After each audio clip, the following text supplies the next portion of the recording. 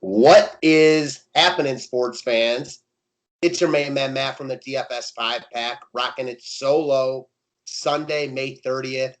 We got a nice 10-game Sunday slate. Ryan had a real busy night last night bartending, and then he got home and crushed the NBA slate for today. So that video's out. The write-up's out for you guys. And you got me solo for baseball today. I'm going to make one video, make it a members only for public, kind of give you a trip behind the paywall for everyone out there to see how our members only videos usually roll. That's a little bit different today because it's just me. Sunday mornings try to get through this pretty quickly because I know most people don't want to spend hours upon hours watching videos and reading write-ups, etc. So we will try to fly through this. Looks like a pretty simple slate in my mind, and I'm excited to talk it out. I love Sunday slates. Hell, I love all MLB slates, but Sunday slates just do it different for me. They hit different, as my wife would say. So, yeah, I'm excited to break this one down with you guys. All righty, let me screen share this. Should be good to go. One thing I'll say about this slate before we even dive in, DK really priced a lot of guys up. So just take a look at, take a look at the catcher position. You can see these guys are almost 6K now. Haven't seen that in the past. That's true to the slate all over. So keep that in mind when you're building and when you're, trying to decide who you want to roster today. So as far as pitching options go, I think you got three guys at the top that are wildly in play, starting with Scherzer and Woodruff, facing each other, Nationals against Brewers. These are my two favorite pitchers on the slate. I'm a huge Scherzer fan. I'm a huge Woodruff fan. This is a get-up spot for both guys. Both guys averaging 25-plus DK points per game. I liked Woodruff a lot last time out. He balled against the Padres. It's not the greatest matchup in the world. Scherzer's in the better spot against the Brewers. But when you get these, I don't want to call Woodruff an elite ace, but he's an SP1 for sure at this point. When you get these guys and they're on their A game, it doesn't really matter what matchup they're in. So I like both of them a lot today. It wouldn't be the craziest thing in the world to see them get hit a little bit. We've seen that happen in stud pitcher matchups before. That said, my money's on these guys balling here. I like both of them a lot. If I can make it work to fit both of them, that's the way I want to roll. After that, you got Giolito. I'm not as big a Giolito fan as some others are around the industry. I think he's fine. I like Scherzer and Woodruff better for sure. I imagine Giolito also gets a lot of love because people like him a lot, and I don't think there's going to be like an ownership discount here at all. So I prefer Scherzer and Woodruff. You're not crazy at all to like Giolito, though. The matchup's cush. He's been good. If one of those other guys weren't on the slate, I'd be looking hard at him. I'll say that. All righty. Eflin,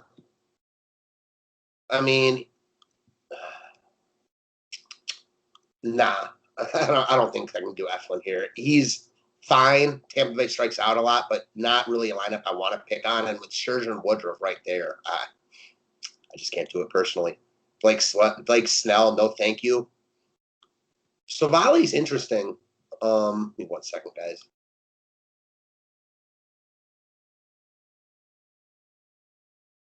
All right, I'm back with you. So Savali was really good last time out. I liked him a lot in that start against Detroit.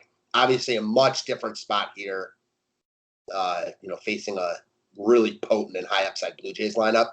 7-inning game, so keep note of that. I don't think you're crazy to like Savali here. I don't think it's absurd to think Savali outscores Giolito. That's how I'll put it. Erod's probably going to rain out. No, thank you on Greinke.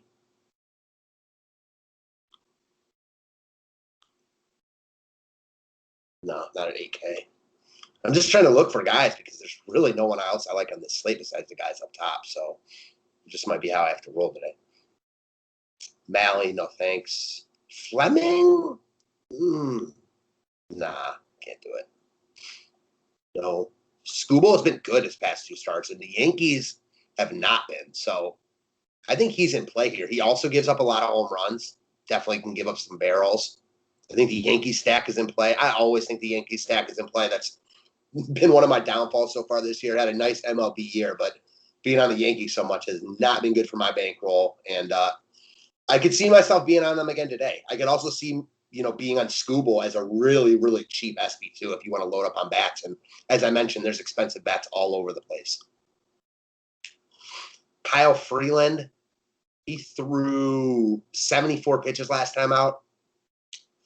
It's not the worst spot in the world. Pittsburgh doesn't strike out a lot.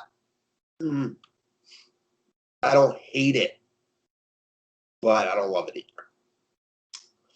Stripling, no thanks. Keller is interesting just in the sense that he's got 20 plus in 2 out of 3, one against the White Sox, one against the Rays.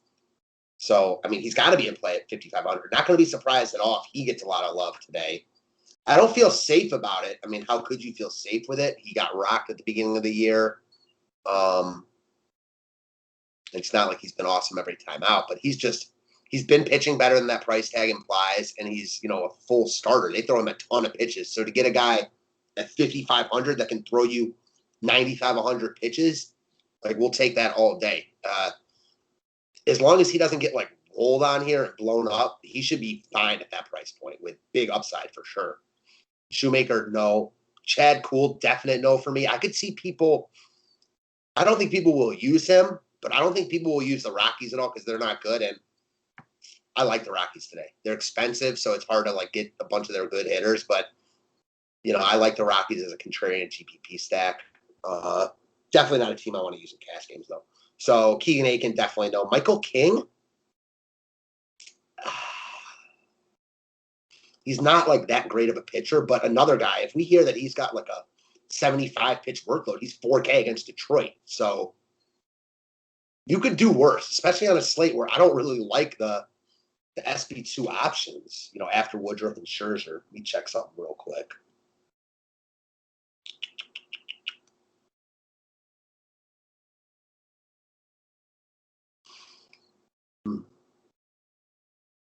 Yeah, he's not projected that highly, but again, I wouldn't take too much into that. So I don't think he's the craziest player in the world, but he's not some lock either. So do with that what you will. Ultimately, if I can make it work, I want Scherzer and Woodruff. It's just how I feel about it. If I can get them in every line, that's how I'll do it.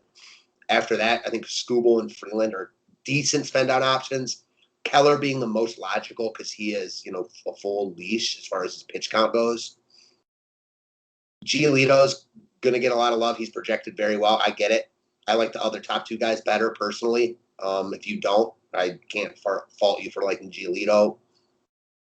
And then Savali is my kind of wild card. I'm a Savali fan. I think he's a solid pitcher. He's not a great DFS pitcher, but he's good enough. And if you catch Toronto on the wrong day, starters like this have had good outings against them. So, again, probably don't get to Savali because I'll get to the guys up top. But if I need to drop down, then I'm looking at him. All right, as far as offenses go, let's hop into it. Colorado and Pittsburgh. As crazy, stupid, whatever you want to say, I'm interested in some Colorado here.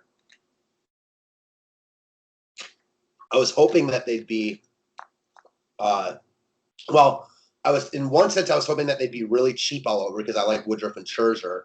But then when I saw that a lot of these guys are pretty expensive, that just made me think that they are going to get absolutely no love. And I can't even, if I weren't stacking the Rockies, if I don't stack the Rockies, no chance in hell I'd one off Blackman at 5,500 or Tapia at 4,900. A combined 10.4K, averaging slightly over 12 DK points combined. That's pretty sad. That said, in a stack, if Kuhl's not on today, I think the stack could have a good day. They got shut out in both games of a doubleheader yesterday. Their offense has been talked about a ton yesterday and today about how bad it is. I love spots like this where people are talking about how it's the quote-unquote worst offense of all time, et cetera, et cetera. I mean, they don't have a ton of good games, but this is a team that put up 14 in Arizona at the beginning of the month. They're capable, and if Kuhl is off, I think they could get to him here. If they start getting a lot of love, like with Matt Adams at 2K hitting 6th, I'm sure he'll be decently popular. Then I might back off. But assuming they are going to be very low owned, I have them high on my short list. And again, I'm not afraid to, take the risk here. And I understand that there's a better than decent chance that the stack is not very good. And, I don't do very well in those lineups. That said, if they do crush Kuhl here, I can't imagine many people are going to be on Colorado. Very contrarian stack. It's not the best stack on paper, of course, but I don't really care about that. I'm trying to win GPPs, and I think Colorado is a stack I might look to today. Pittsburgh, no thanks. I mean, I don't. Stallings at 4,900. I just can't even. Pittsburgh, no thanks here. Milwaukee and Washington. This is all about the pitching for me. No interest in the bats. If you want to one off a Yelich, he looked good in the day game yesterday. And then he got another hit and just walked. Yeah, I mean, no one will be on him. If you are using one of those cheaper pitchers instead of Scherzer, I think it makes sense to use a Yelich or a Yelich and a Avi Garcia, whatever, against Scherzer. Yelich would be my favorite guy by far. Check his BVP quickly.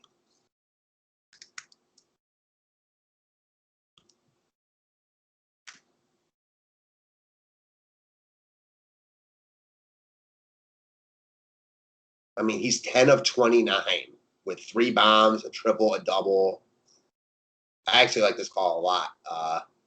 Yelich makes a lot of sense if you're not playing Scherzer. If you are playing Scherzer, I can get on board with a one-off. I mean, not crazy at all to think that, Yelich gets a couple hits, steals the bag, even hits a solo home run. I like that call. So, not afraid of that one at all. Home run's hot too.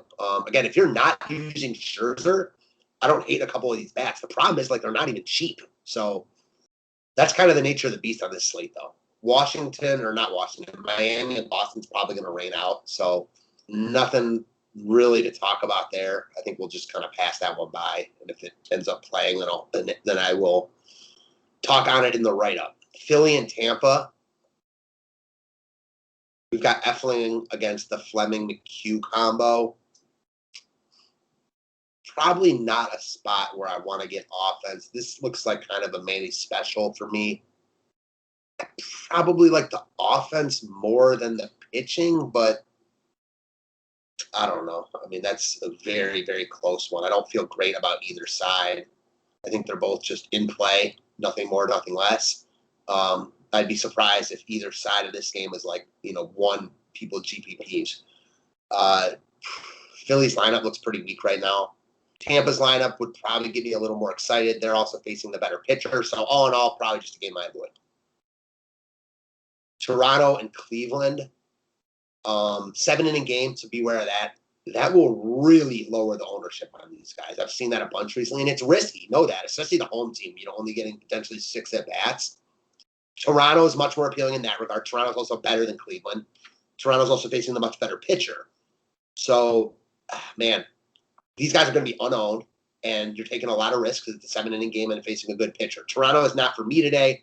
I can never argue with people wanting to go there, though. They're just so good. They've got so much power, and they run quite a bit, too. So as far as that goes, they're going to play every slate they're on, today being no exception. Cleveland, man, they kind of price these guys, so I'm thinking about it. Because, again, if they win this game, only 6 at-bats, but you got Jose Ramirez at only 4,900. All these other guys, 2K to 2,500. Eddie Rosario is 2,800. I mean, as filler pieces, if nothing else, yeah, I can get on board here. Even in, the 6 at-bats, I don't mind it.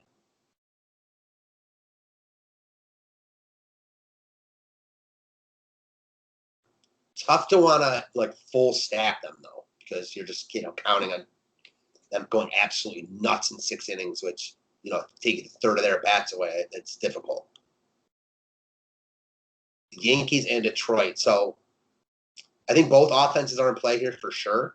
I think both pitchers are in play also. This is a true wild card game for me. This is one game where the offenses are affordable, though. So I could see people going here because of that. I mean, you got Sanchez at 4,300. Jacob Stallings is 4,900 to put it in comparison. So these prices are cheap. I mean, look at the first baseman here. All these guys are under 5K. Urshela is 3,900. Candelario's 2,800. I think Detroit ends up getting a bunch of love here against King. I'd rather go elsewhere, but I get Detroit. Torres and Goodrum. Want to see what the Yankees lineup looks like, but oh, wow. Stanton, 4,300 against the lefty. He's going to be chalk. You just play him in cash games and move on with your life. I mean, you talk about big-time power against left-handed pitching. You look that up in the dictionary, you're finding a picture of Giancarlo Stanton. So at 4,300, plug him in and move along.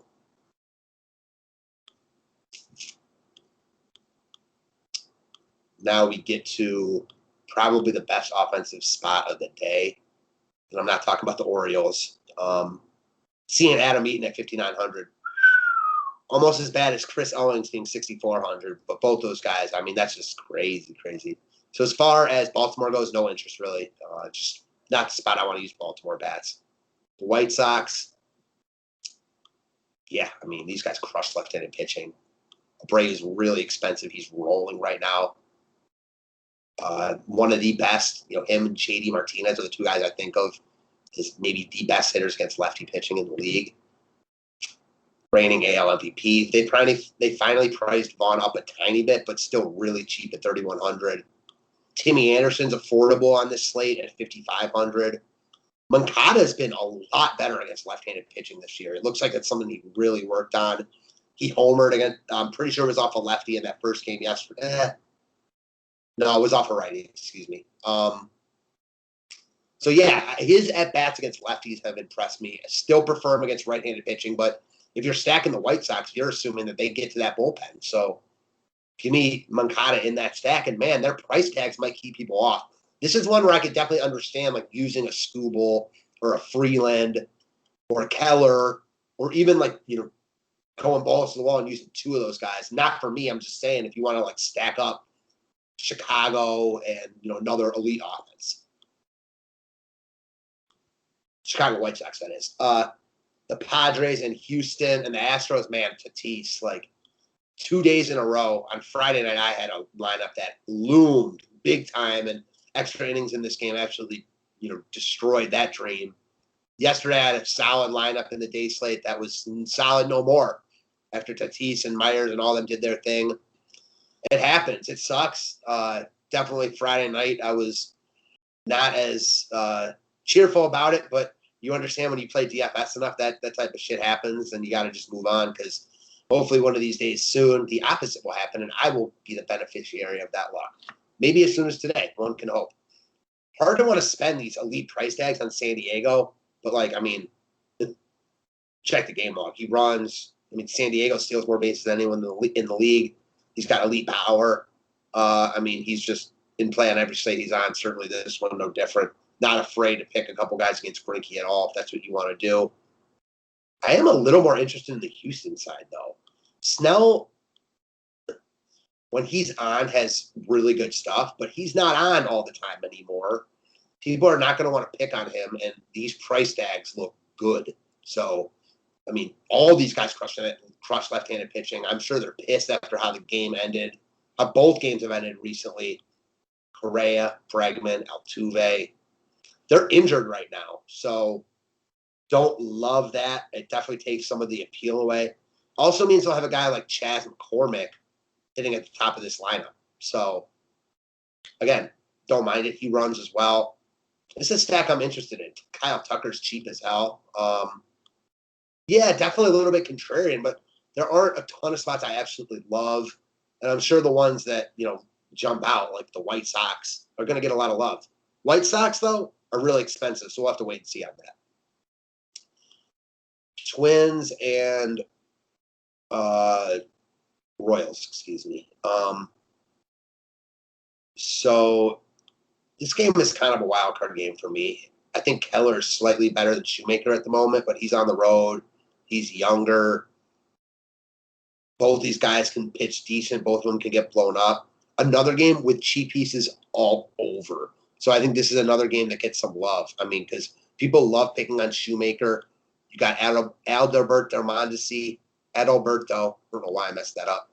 Who just looks good since returning. I've been on him, have him written up in every slate I've done since he's been back. So what's not to like? He's way too cheap. He's much more of a $5,600 player than the $3,600 he's listed at, especially on this slate with guys like Adam Eaton, $5,600. So give me all the Mondesi. What happened to Soler? I doubt there's no chance he's plays today. You got Benintendi, 3,500. Whit Merrifield's kind of pricey, but not even that crazy expensive. Salvi Perez has been good recently. Homered yesterday, doubled the day before. Yeah, I can get on board with the Twins. I'm not a Shoemaker fan at all. I mean, the Royals, excuse me. The Royals are definitely in play here. It's Carlos Santana, 4,100. And then you look at the other side. I mean, Minnesota definitely stands out. All these guys, starting at their outfield. I mean, Cruz is only 5K. Kirilloff, who knows if Kepler plays. But these guys are just, especially with how other teams are priced on this slate, it just doesn't make much sense. Refschlader's not a good hitter. I mean, he's been a journeyman for like 8 years, but he's swinging the bat and seeing the ball well right now. So that's all that really matters. If you're stacking Minnesota, you could do worse, especially because it's 2,100. Larnach's a guy I'd be highly interested in. Looks good right now. Homered and walked twice yesterday. Sign me up as a one-off or in that twin stack. They're all in play. Josh Donaldson's cheap. Sano's cheap. They're all in play. So probably very, very good places to go in cash games, kind of with the White Sox, is to mix in this game for sure.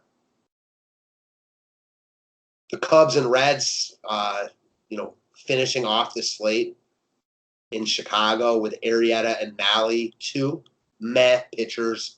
Nally was fine last time out, not great from a DFS perspective, better from a real-life perspective. No chance I use him here. Not overly excited about the Cubs' bats right now, though. Their lineup just isn't really doing it for me. Coming off a good game yesterday, so it's not the worst play in the world, just probably not where I want to land. And then the Reds, I don't know. I mean, Winker's really cheap. Pulled down a bit. Man, yeah, I guess the Reds are another team. Castellanos, these guys have been high 5Ks recently, at least 5K plus. Again, I'm not overly excited about it, but their price tags put them in play on a slate where a lot of teams are like really priced up. I mean, you look at the Rockies' price tags with Blackman 5,500. Why is he 700 more than Winker? It just makes absolutely no sense in the world. For baseball, that's fine, and I think you can make rational cases to spend up to be contrarian because price tag at the end of the day doesn't matter that much. That said, though, it's hard to justify wanting to spend more on a guy averaging like half the DK points. I don't know. Fun slate to break down for sure. Again, if you guys want more videos, more content, sign up for the DFS 5-pack or go check out the DFS5pack.com today. Write-up will be out for members in about an hour. And yeah, I'm around if you guys got questions, if you want to pick my brain about the slate, would love to talk it out. And thank you as always. Have a great Sunday.